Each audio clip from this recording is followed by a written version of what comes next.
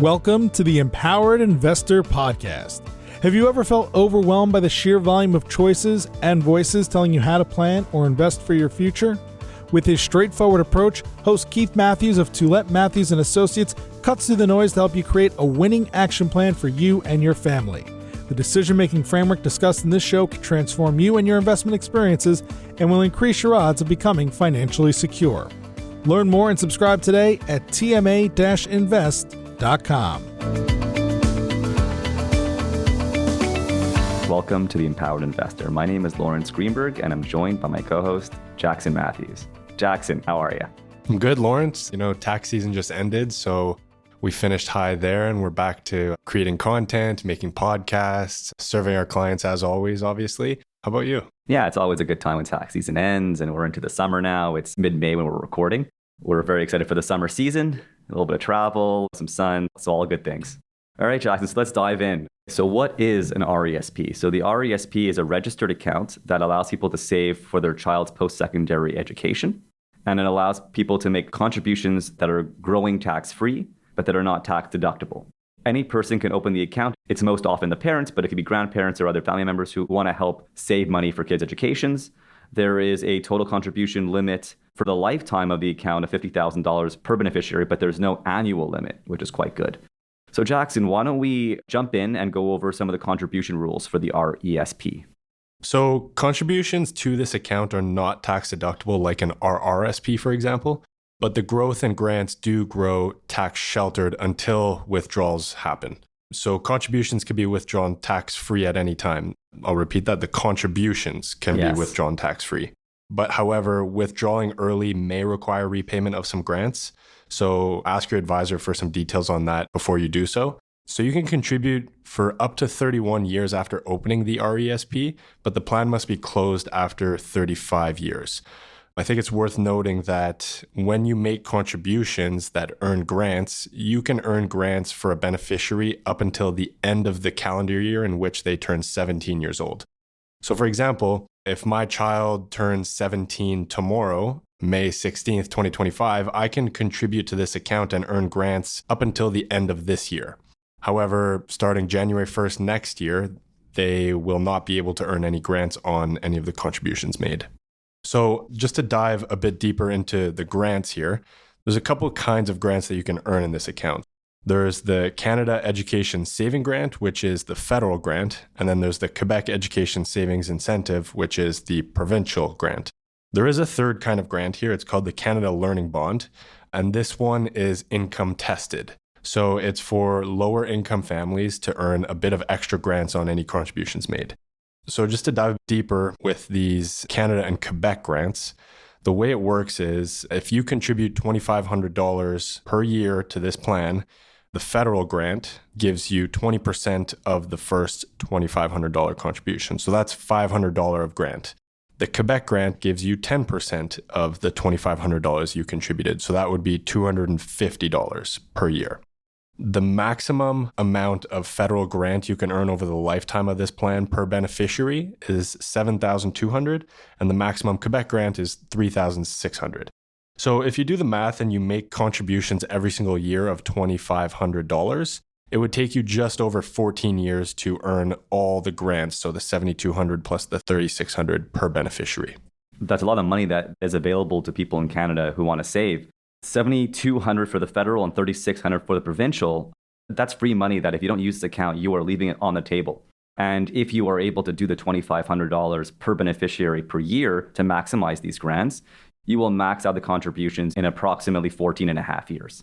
Exactly. So the whole point of this account is to save for post-secondary education. Post-secondary education can be a bit vague, a bit ambiguous. So Laurence, what exactly can you use these funds for? Absolutely, you can use it on the obvious ones like tuition and enrollment fees and textbooks and so on. But the umbrella is actually very wide on what you can use these funds in when the kids are actually enrolled in post-secondary education. So you could really spend this money on anything. It could be for a computer, a car to get to school, for rent, if they want to live downtown or they're out of province, for example. The truth of the matter is, you do not have to submit these receipts to any governing body. It's really that once these kids are in school and they're enrolled and you've proven that to the institution, this money could go virtually anywhere. That's a good point, Laurence. Can you explain to me a little bit about the plan's flexibility? Okay, yeah. So there's actually two types of RESP plans that you could open. There's a family plan and there's the individual plan. So under an individual plan, if you have 3 children, there's 1 account per child versus a family plan where you have 1 account and you have all 3 beneficiaries in that account, which is generally preferred. If you have multiple children, there's more flexibility. It's easier to track. For example, the most important thing is if one of the 3 kids do not go to post-secondary education, you could use the income and growth on the other children. However, you'd have to give back the grants. And we'll explain that a bit later. But generally speaking, this is our recommendation. So now let's go into a little bit about how money comes out of the RESP. Yeah, and this is a pretty important part, right? Because since it's a registered account, the accumulation phase is very important. There's tax deferral. However, the decumulation phase is just as important. So we've talked so far about putting money in the account. The money has to come out, right? So you got to plan for that. So how the withdrawals work is that there's several buckets in the account that are kind of these sub-accounts. So first off is the contribution that you made. So that $2,500 per year you use to maximize. That is the PSE, the post-secondary education. Those can be taken out at any time tax-free. So the money you put in could come out tax-free. Secondly is the education assistant payments, the EAP, which is a combination of the growth in income and the grants from the government. So those are the 2 buckets, and the EAP is taxable, but it's not necessarily in the way you think. So what's interesting is that the EAP is taxable in the kid's name. So that's really important because if you do the proper planning, you're being taxed very favorably, maybe even not at all. So Jackson, why don't we go into that a little bit? Obviously, this decumulation phase is very important. You want to have some sort of planning element towards this. So, for example, when your kids are either in CESG or in their first year of university, they might have a summer job. They might be earning $5,000 per year. And this $5,000, they're not getting taxed on it because the first $15,000 or so dollars are non-taxed. So you have a bit of room here to boost their EAP withdrawal since it is taxed in the beneficiary's hands. So if you compare that to, let's say, they're in 4th year university and they're working a co-op as part of their program, they might earn $20,000 during their 8-month co-op or however long it may be. So if they're earning $20,000 that year, but then you also take out $15,000 of EAP, all of a sudden they have $35,000 of taxable income. So what you want to do is you want to front load the EAP withdrawals so that they are getting the EAP taxed in their hands when they're making a lower income. And I'll repeat it, the EAP consists of the income that is earned, the growth of the plan, plus the grants. So you actually choose where you're taking this money from. So you have to work with someone who understands these things. And when you're pulling money out, you're taking from the appropriate bucket. And that's a really important point. And there's often a lot of misuse or errors that are made when we talk about these types of things here. Absolutely. I did just mention front loading the income and grant withdrawals, but it's also worth noting that there is a rule within the first 13 weeks of post-secondary enrollment. You can only withdraw $8,000 of the EAP, so the income and the grants. After that, after the first 13 weeks, then you can withdraw more and you can start decumulating that from the plan. So obviously, we're talking about the importance of planning this withdrawal. Can you talk to me about a couple common RESP mistakes that people can typically avoid if they plan for it? And we see plenty. There's a bunch of, I'd say, pitfalls with the RESP. The first off is not contributing enough to get the full grants. Not everyone could save $2,500 per year every single year. You can catch up, but you can only catch up 1 year at a time. So if you find yourself behind, you could do $5,000 per year. So $2,500 times 2 to catch up each year and get the full $1,000 of grants. So 2 times the $500 per year of CESG. And that would also come with the 2 times $250 for the Quebec grant. Correct. Exactly. Perfect. Yeah. So another pitfall would be not taking out the EAP as efficiently as you can.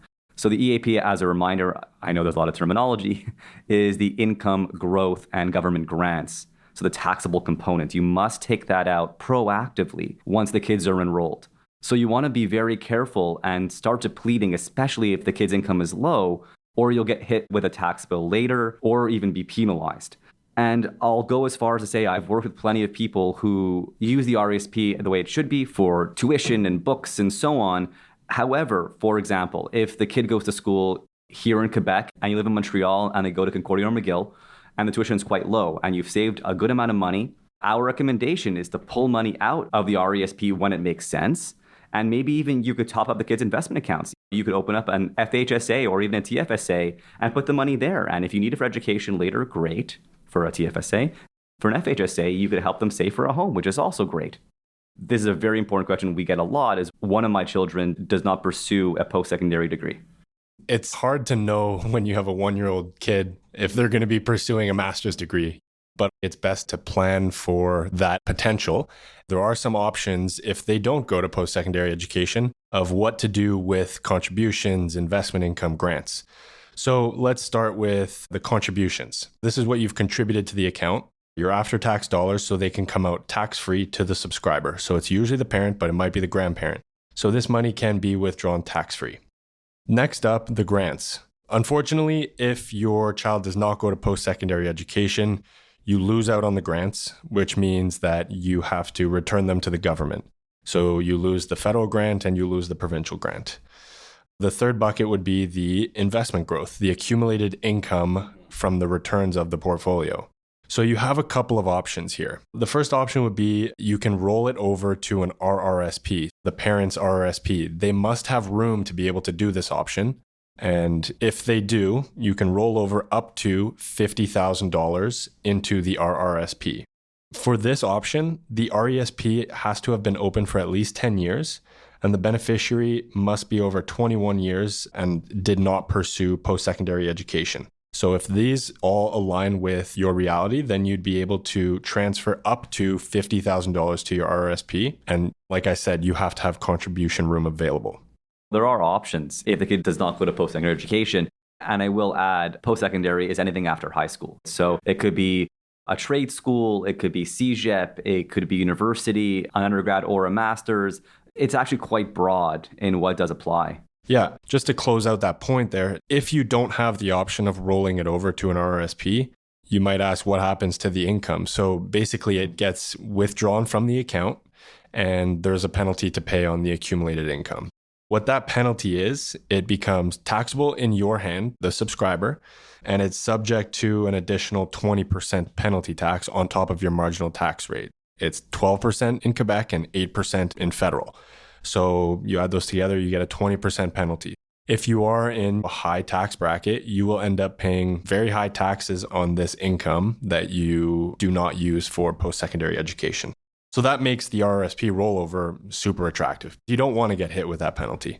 While we're talking about the decumulation, let's just take a step back, go back to the accumulation phase. Laurence, what would be a good strategy to, if you have the extra capital, to front load the account and take advantage of time and compounding? That's a really important one. So the plain vanilla plan here is when the kids are born or as early as you could do to open the account and do $2,500 per year per child. However, that only gets you up to $36,000 of total contributions. Now there's $14,000 left on the table. The best way to optimize this account, of course, if you have extra capital, is to do $14,000 in year one, plus the $2,500 for that year, where you basically will max out the grants when the kids are 14 to 15, plus you have that $14,000 working for you in a tax-preferred manner for that 14 years. You're not topping it up at the end, you're topping up at the beginning, and you're benefiting from compounding, from tax-deferred growth. From what we've seen, the best way to optimize this account, obviously not everyone could do so, but if you can, it's an excellent way to shelter some money and to maximize the benefits of this type of account. That's 100% true. And that's because the maximum contribution room is $50,000, right? And after 14 and a half years of maxing the $2,500, you get only to $36,000. Like Laurence said, you have that $14,000 gap at the end, which you could take advantage of right at the beginning. So we didn't touch on one important concept here is how do you invest in an RESP? We want to make sure we talk about a little bit of asset allocations. An RESP is like any other registered account. it is a bucket that you could open to invest in any type of investment. So you could hold cash in it, GICs, stocks and bonds, ETFs, mutual funds, all that. Generally speaking, with an RESP, it's somewhat unique that you know the time horizon for this type of account. You open it up in the first couple of years of life, or if you're really on it, it's year one when the kid's born. You know that when they are in their late teens, most likely, you'll be needing some of this capital. So you have an 18-year runway where funds start coming out. But if you have 3 kids and they're staggered a couple years apart, you may have a 10-year period of withdrawing from the time the first kid starts taking their tuition out versus the last child. So there's actually a fair amount of time that these funds are being invested. So generally speaking, the first phase where you're nowhere close to the withdrawals, you'll want to likely holding a riskier portfolio. Now, this is risk tolerance dependent and based on your goals and your comfort levels, but you want to make sure you have enough growth in there. Whatever that means is somewhat personal, but you want to take a little bit more risk. And generally speaking, as you approach the years where the money will start coming out, you start tapering down the risk and having a more of a balanced account to prepare for the cash coming out. You don't want to take too much risk and have too much volatility and bumps in the road if you'll be needing a fair amount of capital every year for tuition. That's a great point, Laurence. So just to ask a question here, would that mean if year one you start investing, would you be, like you said, it's personally dependent on everyone's risk tolerance, but you might invest in, let's say, an 80-20 portfolio. Sure.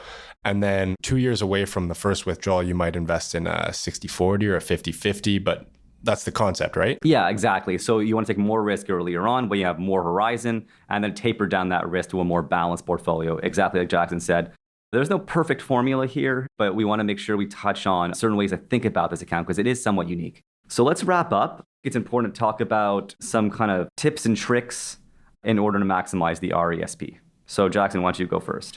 My takeaways are pretty simple. Start early because when you have your first child, that's when you could open the account. And if they're going to do a post-secondary education, that might be in 17 or 18 years.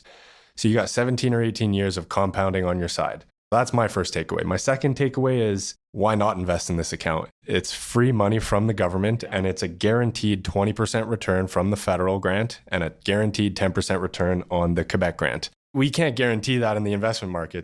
How about you, Laurence? I'd say for me, my biggest tip would be to be proactive with your withdrawals when the kids are enrolled. Take out potentially more than you need. Maybe open up a TFSA in the kid's name or yours if you have room, and it gives you a little more flexibility. So you don't want to find yourself in a position where you have a lot of income and grants left and that door closes and the children are no longer eligible and they're not enrolled anymore and you're stuck with a large amount of grants and income. So you want to be proactive and plan when this account is in that zone. That's a good point as well. And I think I have one more thing to say about this account, and it's not a simple account. There are a lot of complexities to this account, and we know that, we manage them.